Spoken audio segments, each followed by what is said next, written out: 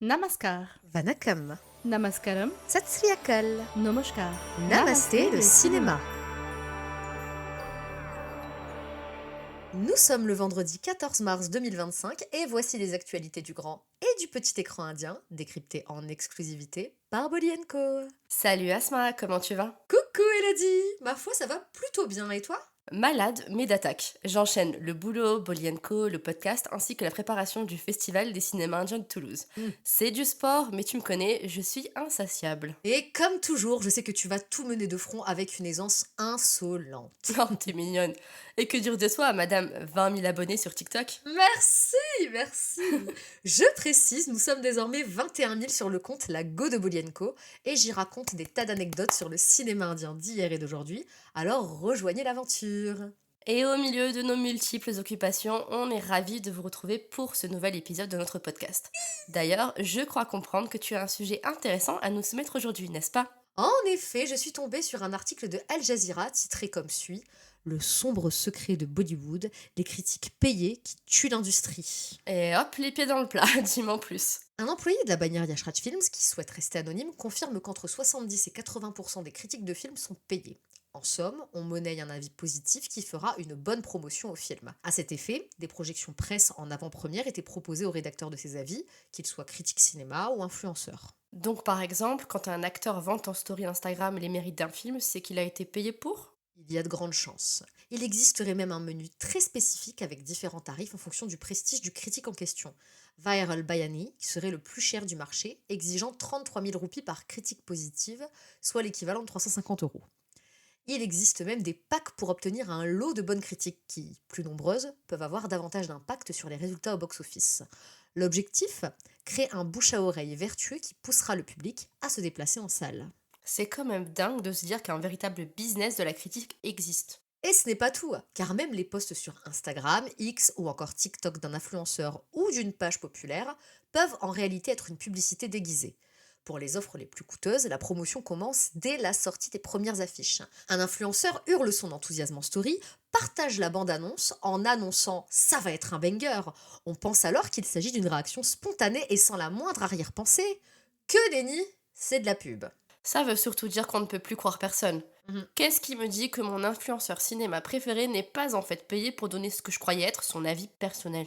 Tant que ça va encore plus loin, certains créateurs de contenu en viennent à extorquer de l'argent aux producteurs. En effet, s'ils refusent de les payer pour défendre leur film, ils menacent de le descendre sur leurs réseaux sociaux. Mais c'est du chantage! Tout à fait. Alors on pourrait se dire qu'au-delà de nos interrogations éthiques, c'est un business. Donnant-donnant. Les créateurs de contenu s'enrichissent et les producteurs ont de la bonne publicité. Sauf que le piège semble se refermer sur eux puisqu'aujourd'hui le public est de moins en moins dupe et ces avis d'influenceurs lambda ne trompent plus personne. Si bien qu'ils ne peuvent sauver un film du désastre.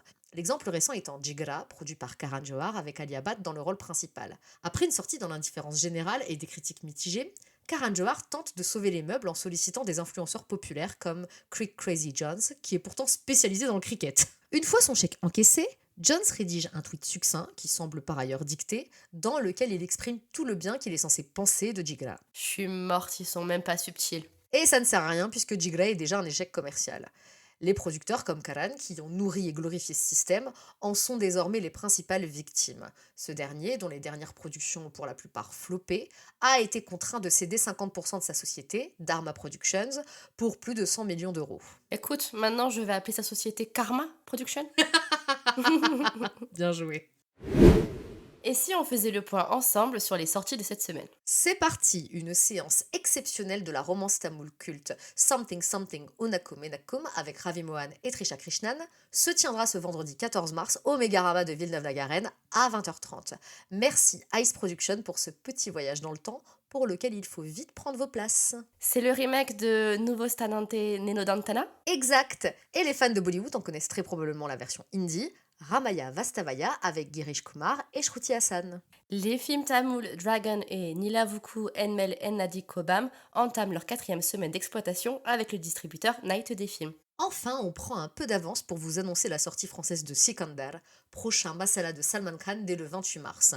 On doit cette merveilleuse nouvelle à Friday Entertainment. Bravo, tu es très convaincante. Merci, je vais m'inscrire au cours Florent tout de suite.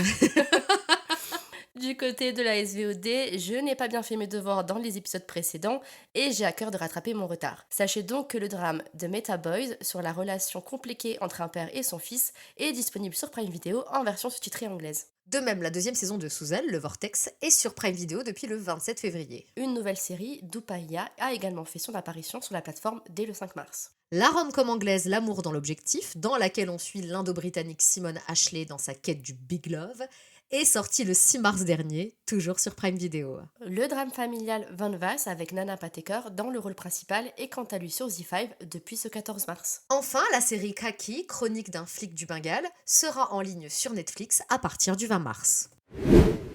Elodie, quel projet à venir fera l'objet de notre chronique cette semaine? Je pense que, comme moi, tu n'es pas passé à côté de la vidéo annonce de Tu Yame, sortie il y a quelques jours. En effet, avant de nous dire ce que tu en as pensé, peux-tu présenter ce qu'on sait de ce film à nos chères auditrices et auditeurs, s'il te plaît? Sans problème.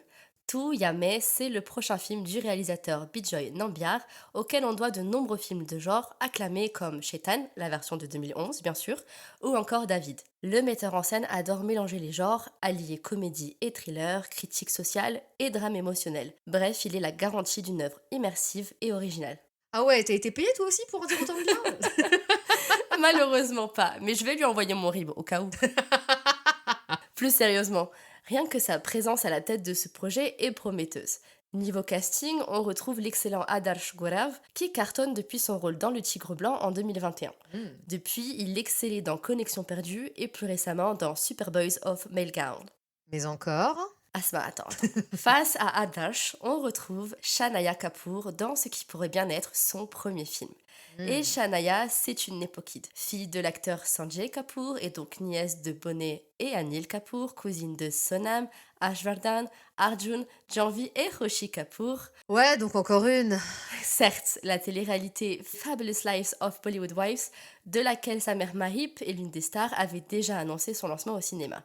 Shanaya devait effectivement débuter sa carrière avec une production de Karan Johar il y a 3 ans intitulée Bedadak, qui ne verra finalement jamais le jour. Après plusieurs projets avortés, on y est et sincèrement, j'ai un peu d'espoir.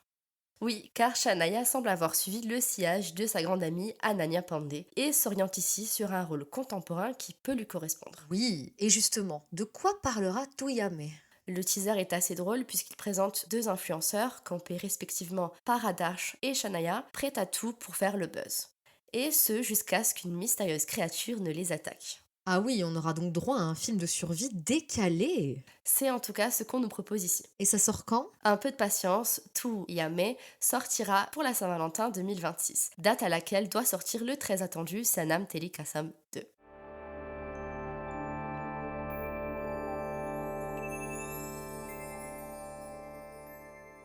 Et c'est tout pour aujourd'hui, merci de nous avoir écoutés. C'est sur la mélodie de Bam Bam Bholé de Sikandar que l'on se quitte. L'occasion pour moi de vous rappeler que ce masala avec un Salman Khan aux implants capillaires de moins en moins discrets sortira en France le 28 mars prochain. Faut qu'il fasse gaffe à ses rhumatismes, hein. Et qu'il arrête de flirter avec des actrices qui ont 30 piges de moins que lui surtout.